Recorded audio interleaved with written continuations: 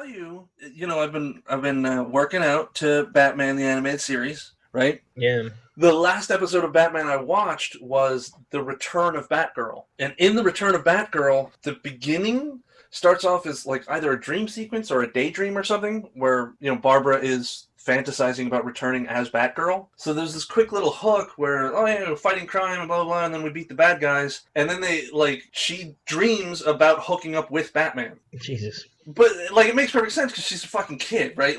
Yeah. She's supposed to be a kid in college, I think. But at the same time, she's still, young and whatever. So that kind of makes sense. And I think maybe that's where they were drawing from when they made the Killing Joke movie. And it was God, oh yeah, they would have that movie was sex. so fucking bad. I fucking hate that movie so much. I know. Like, she's like But, pining after Batman, and he's just like telling her to fuck off, and then like she gets shot, and it's like Doesn't he have sex with just her? yeah, they do have misogynistic sex. shit. It's like So, misogynistic shit. but the and thing it's is, amazing. what I wanted to say was that it looks like they were looking at perhaps that episode as the having set precedent, but B, they seem to have forgotten this was Batgirl's second appearance, not just second appearance, but second time being Batgirl. She became Batgirl because Jim Gordon was being framed for something, right? And she wanted Batman to show up, but Batman had his own shit going on, or Bruce had his own shit going on, so he couldn't be there. And so Barbara dressed up like Batman to go, make an appearance at the rally in support of Gordon, and then some shit popped off, and in the ensuing struggle, the back of her cowl got ripped, so her hair fell out, and then people realized she was a girl. And then she just altered her costume and went on one adventure. Well, okay, so when she dressed up like Batman the first time, though, was she just how did she fill herself out to look like Batman, like a muscly, man type figure? Well, she tried to stay in the shadows and shit. She just she swung just, overhead. swang across. She Yeah. wasn't she tried to make herself scarce. But then when something popped off, she ran out into the fray to try to stop stuff. And I think it was actually Robin that ripped the back of her cowl.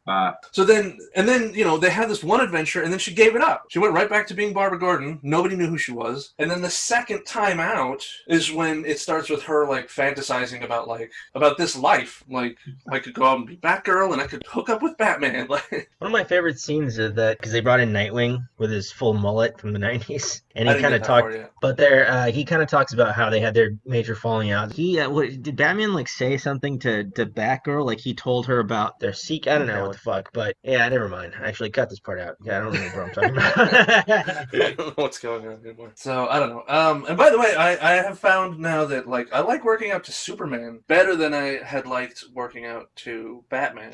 It might be because as the third season of Batman the Animated Series started to wind down, it wasn't as spectacular as the first two seasons. I always thought that Superman had more action, though, right? Because it's Superman. Superman has more of an emphasis on physical activity. Yeah.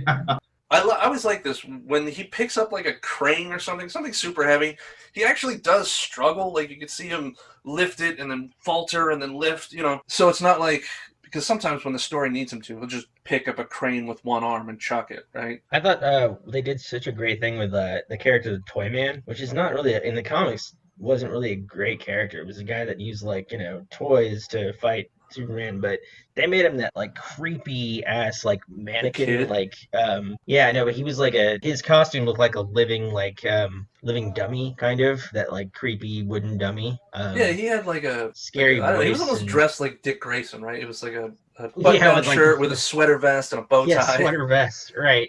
But and then he just had a head that looked like, I don't know, a toy soldier kind of head. Yeah, kind of like a weird dummy head, and he would just be creepy and kind of walk back into the shadows after he did something. I was well, they really made that character terrifying. I remember I bought I think I still have the comic series. It was Superman versus aliens. There was a crossover with the aliens, and Darkseid found the alien egg, and then he infected all of his servants to him and hatched the aliens, and then just released the aliens on a Superman. Well, I think he even tried to have Superman impregnated by one of them. He tried to impregnate Superman. I don't think the alien was able to burst from his chest or something like that. I don't know.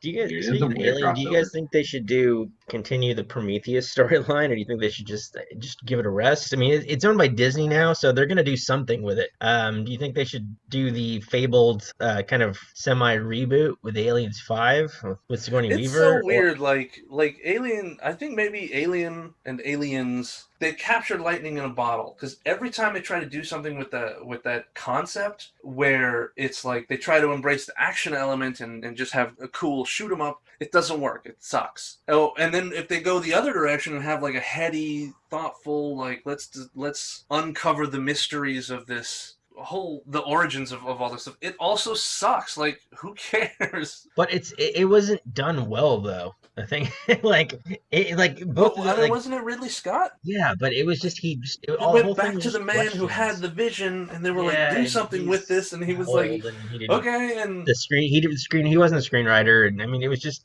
it looked beautiful. It looked really it was fantastic. Yeah, yeah. But it was kind more of like Alien. But they I've learned so much more about the Prometheus plot line through like YouTube videos shit on about the the internet. Prometheus movie. Yeah, shit in the internet and like behind the scenes special features stuff than I've learned in the actual movie. I was like, oh, why didn't they put this in? This is a really important plot point. They just kept it all vague and uh, stupid.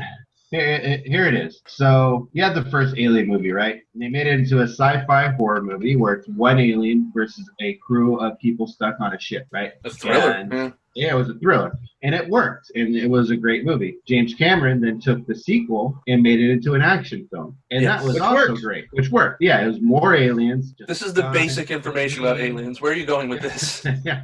No, I'm saying, and then you had the third aliens that tried to go back to the idea of the first aliens, but they didn't execute it right, and it was Yeah, terrible. no, It didn't make as much money. that was really like obviously a ton of studio interference. Like it was like being rewritten as they were filming it. They didn't even have a script before they started filming it. They were Yeah, writing a so I mean, script I as they were can't filming blame the them movie. for. I mean, it sounds like an interesting idea, but I don't know. I mean, I don't know. Like, what's his name? George Miller works without a script all the time.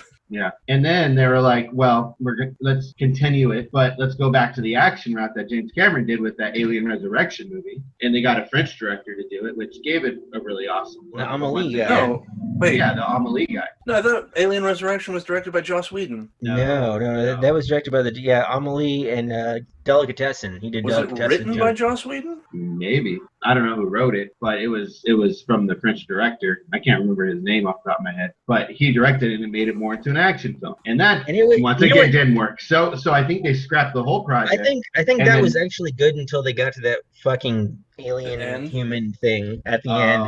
It was like Like, ruined as the if the whole aliens movie. weren't already alien human hybrids? Yeah, I know. I thought it was actually enjoyable until they got to that point. It was just like, oh god, that's awful. Yeah. I mean, I don't know. There were parts that were cool. There were other parts that just they weren't working for me. Yeah. So once again, so you have two movies where they try to go back to like the roots and they just didn't work. So they decided to scrap the whole project, didn't work on it for the longest time. Then Ridley Scott is like, I want to do another Aliens movie, but I want to do an origin this time, a prequel. And then they decided Fox gave him total rights, just like Matt said, gave him screenwriting rights, and you create the story, you create the origin Joss of the Whedon, alien. by the way, did write Alien Resurrection. Well, then there you go. So I blame him for the Yes, horrible I thing blame at the him end. as Then well. So Ridley Scott had a good idea, but he just made it too confusing and convoluted. Like he just tried to do Absolutely. too much. And There was then definitely too much in that movie. it was. It's Also, just like, I didn't you understand what also the hell have was to going on. fucking Questions, contend with questions, like no look, there's this answers. concept of plot stupidity where like characters do something that is stupid Right. and out of character just because the plot needs them to do it. Like Yeah, that was there's a lot fucking of that. dumb of the biologists to start poking shit. Like you never learned about dangers in biology? Like you never learned about poison animals and parasites and shit? The guy took his helmet off. Is like, oh, it seems okay. Well, Right, like you don't have fucking training for traveling through space? but as a counter argument, just a little bit, just a devil's advocate to that argument, Rick. Really, the Michael Fassbender android character, didn't he really start some of it too by infecting that guy's water just so he can run his own tests to see? what was Yes, happening? but why the fuck would that guy drink that water when he saw him put his finger in the thing?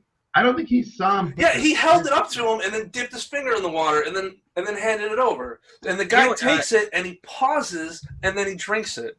There's a scene like that could have helped tie shit together. Obviously, Is it the Jesus thing? No, he's No, talking about but the scene in the hangar in the garage. When one of the dudes comes back and he's infected, yeah, and they're like, don't let him in or whatever, and then he just, as they did the movie, they just made him like, "Argh," he looks like a zombie and he's just angry and blah blah blah blah. But the original way they shot it is he kind of looked almost like an alien. He had kind of a weird head and he was moving weird, and they like had to fight him and like kill him, and it was horrible. And it would like, oh, that would have really connected a lot of shit. But Ridley Scott didn't want that because he said it would be too obvious. And was like, that would have been perfect. You could have kind of had an alien like, oh, this shit kind of could mutate you into something alien and connect everything together. But no, they just made him into like this generic like zombie guy, and it was like, holy fuck, you just took away a huge part of this movie. Yeah, Like, I think because Ridley Scott was more interested in thematic storytelling. Yeah. So, you gotta trace the roots of the Bible to figure out what anything is supposed to mean. And then actually, Jacob, on the same exact like thing you're talking about, going from action to subtlety and suspense. horror, yeah. In the Alien, what was the next one? What was it called? Alien Covenant? It was, well, see, here's the thing too, and just a little tidbit of information. That original movie was just supposed to be called Covenant. So you had Prometheus, and then it was supposed to be Covenant. But Fox didn't, since Prometheus didn't do as well as it was supposed to, they wanted to tie the aliens name to the second movie. Be like, no, it's going to be called Aliens Covenant, because they want people to be like, there's going to be aliens in this one this time. Right. It was really a kind of dumbed down. Like that kind of became, it was survival horror, same type of thing, but it was more like shooting and like shit like that. Yeah. It wasn't just as cerebral. But Here's how again, I know I you're not learned- taking your movie seriously is when you put Danny McBride in it. I'm sorry. But I learned more about that Alien Covenant. It was like, oh, that could have been great. I learned so much shit like secondhand, like from special features and shit. There's a whole backstory of what David did with Shaw. And you get some of that in the DVD extras. Yeah, that's what I'm talking about. Put it in the fucking movie. Like he was talking. How about write a fucking movie with a coherent plot? Like Shaw should have been a really great. She was a great character. So, but what I'm hearing from you, Matt, is Alien Covenant release the Snyder Cut. Yes, yeah, release the Snyder Cut of Alien Covenant, exactly. But I mean, there's like conflicting, thing. Did David actually feel for Shaw, and then did he kill her because he wanted to make her something? There's like I think he kind of made her into a queen. He kind of made her into an alien queen. Did he use her eggs to make the batch of aliens? But also it goes back, and there was another thing about, there was a thing on the wall that showing that the engineers had actually made aliens, like, that I thought David made those, or yeah, but Lore, or whichever fucking clone was still alive. In fucking was it Prometheus, when they go into one of the rooms, there's like a mural on the wall of an actual, of like, it looks like it's like a H.R. Geiger like image, but it's clearly an alien, like, well, showing. I think it's because they were originally bioweapons, right, made by this alien race that would just drop it down in worlds and affect worlds. See, that would be great to have an answer for that. But we don't have an answer. It was just a bunch of fucking questions. Yeah. Like, they showed this big mural on one of the engineer walls that had the fucking alien there and like the eggs and everything, the whole thing. And then there's no fucking answers to what that was. And then then David talks about how they had their lamb and their wolf, and he's like, I'm making a wolf of my own. But that's in special features. That's not even a fucking thing. So is the wolf the alien? Like, is he saying that they had the wolf, they had their alien? Like, we don't know. This is ridiculous. Don't make a movie with just a bunch of fucking questions and no answers. It's ridiculous. Let's just leave it like this. All right. If they're going to make another Aliens movies and they want a new fresh look, kind of restart it up and make it good, just make them into babies. Alien babies. Brought it back around. I love you. Call back. That's all you got to do.